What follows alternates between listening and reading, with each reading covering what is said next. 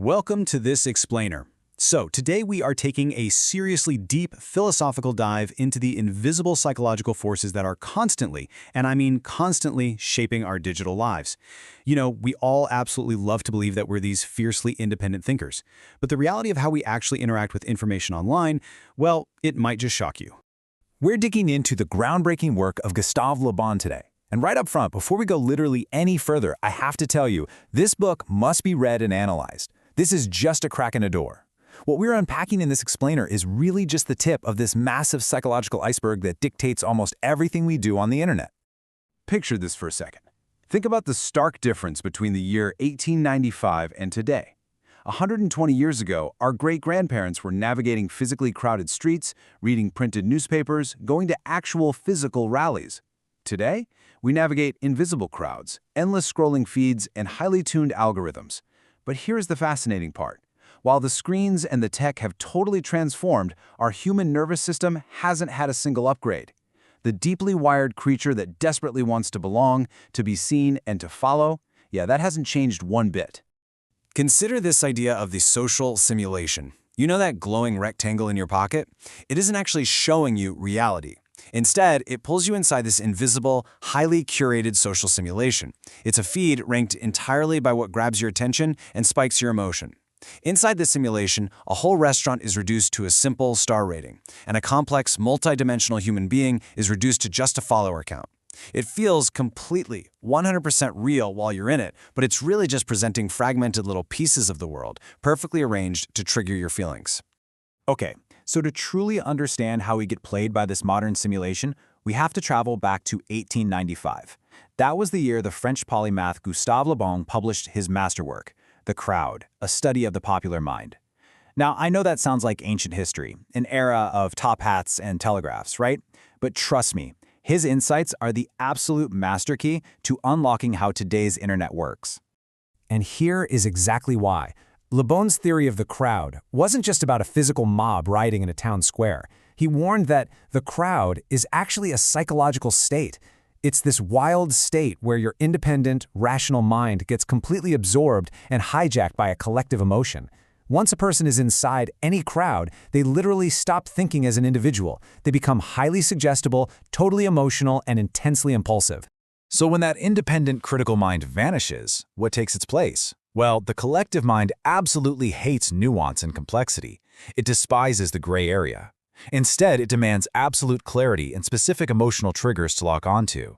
It wants a clear symbol to rally behind, a villain to totally despise, a hero to blindly worship, a catchy slogan to chant, and a very, very clear direction to march in.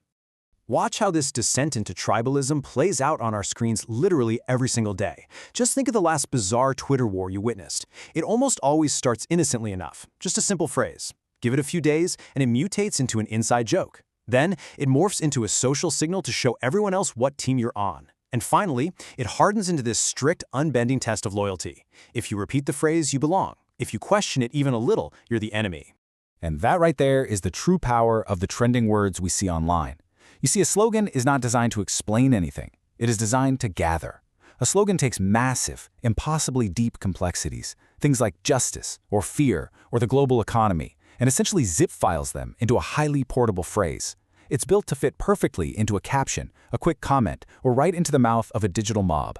Through the endless, relentless repetition of these slogans, real complex problems quickly devolve into tribal battlefields.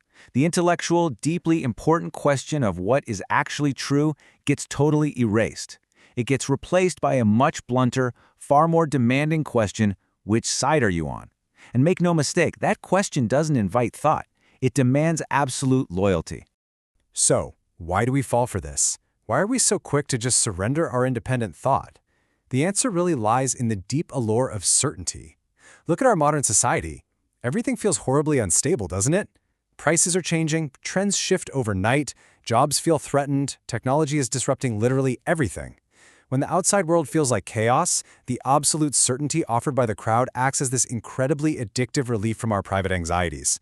Honestly, it just feels good to finally pick a side. But the crowd doesn't usually recruit you with like a formal invitation in the mail. Today, this psychological manipulation usually takes the form of a meme. Think about it. Memes act as invisible commands. A meme is essentially just a tiny visual slogan, and it is incredibly effective because it totally bypasses your intellectual resistance by using the Trojan horse of humor.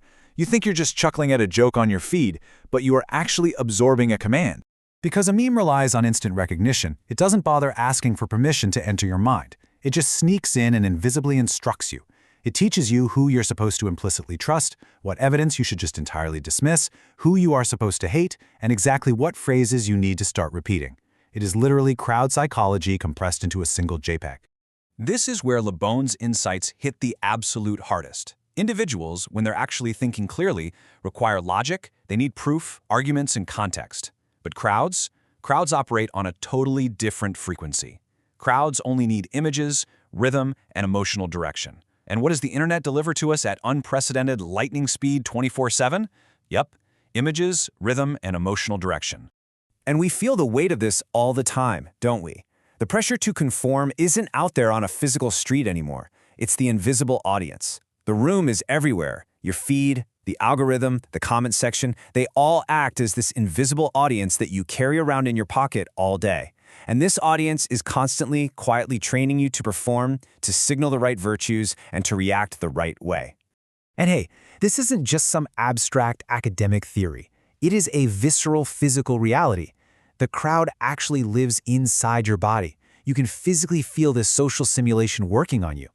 Actually, think about that sudden tightening in your chest, that knot in your stomach, when you type out a comment in a tense family group chat or on a public post, and you just hesitate before hitting send. You pause, wondering if your words or even your silence will be mistakenly seen as a betrayal by your tribe. So how do we spot when we're caught in one of these traps? Well, you don't recognize a crowd by counting its numbers. You recognize it by testing its boundaries. When a group can no longer tolerate a simple question being asked, when a phrase becomes this sacred, untouchable symbol, and when a simple disagreement feels like outright betrayal, yeah, that is when the crowd has successfully hijacked the mind. Now let me be super clear about something here. Not all crowds are malicious. We shouldn't just inherently hate crowds. Throughout history, crowds have been absolutely necessary. Crowds protect the vulnerable, they awaken society to massive injustices, and they amplify individual suffering so loudly that it becomes impossible for the world to ignore. Practically every great demand for human dignity has required a crowd. However, the danger here is super insidious, because the greatest risk is losing your ability to think, even while you're inside a genuinely good cause. The scariest manipulation often doesn't feel like manipulation at all. It feels exactly like moral courage. You can support a profoundly good, just cause and still find yourself completely, unconsciously possessed by the crowd, acting purely on repetition and peer pressure rather than your own reason. Le Bon said something brilliant.